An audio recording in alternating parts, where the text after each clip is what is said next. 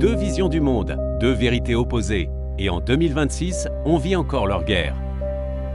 Après Rousseau seul, puis Platon et Aristote, on va aujourd'hui confronter deux géants des Lumières qui se sont opposés toute leur vie, Voltaire et Rousseau.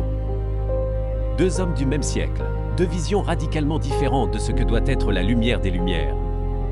On va les remettre chacun à leur heure, puis on va voir ce que leur opposition nous révèle sur notre époque en 2026. Bienvenue dans le 4e épisode de l'Effet Soleil. Voltaire, de son vrai nom François-Marie Arouet, est l'incarnation du zénith des Lumières. Il est spirituel, ironique, combattant. Son ennemi principal, le fanatisme religieux et l'obscurantisme. Sa célèbre formule « écraser l'infâme » vise l'Église et toutes les formes d'intolérance. Il défend la liberté d'expression, la tolérance, le progrès par la raison et la science. Il admire l'Angleterre de Locke et Newton, où le commerce et la liberté d'esprit règnent.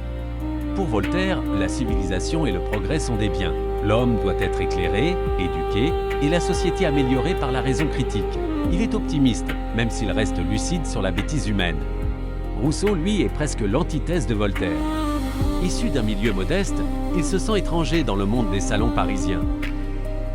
Sa grande idée, l'homme naît bon, la société le corrompt.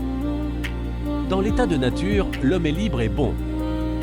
C'est la propriété privée, les inégalités et la civilisation qui font naître l'envie, la vanité et l'esclavage.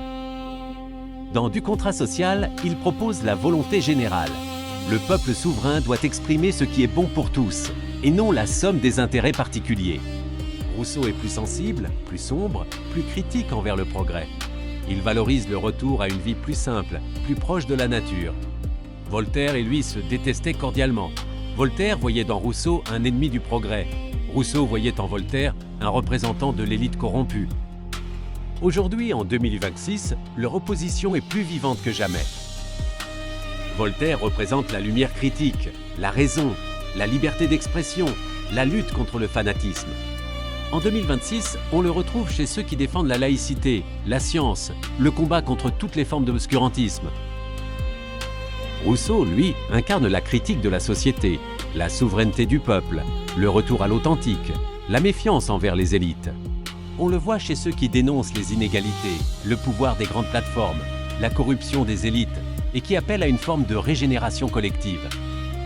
Le clash Voltaire-Rousseau est devenu le clash de notre époque.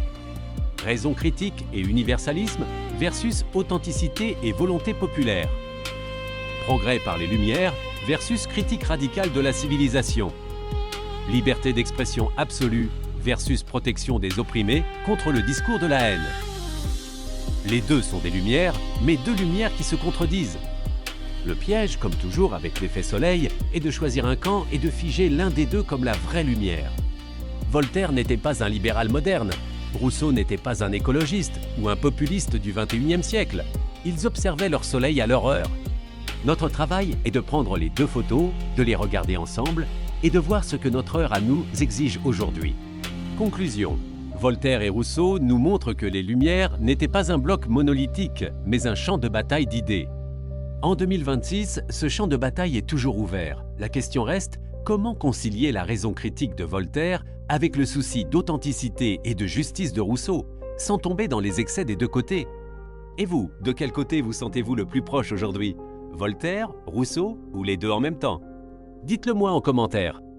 Prochain épisode, Darwin et les dérives du darwinisme en 2026.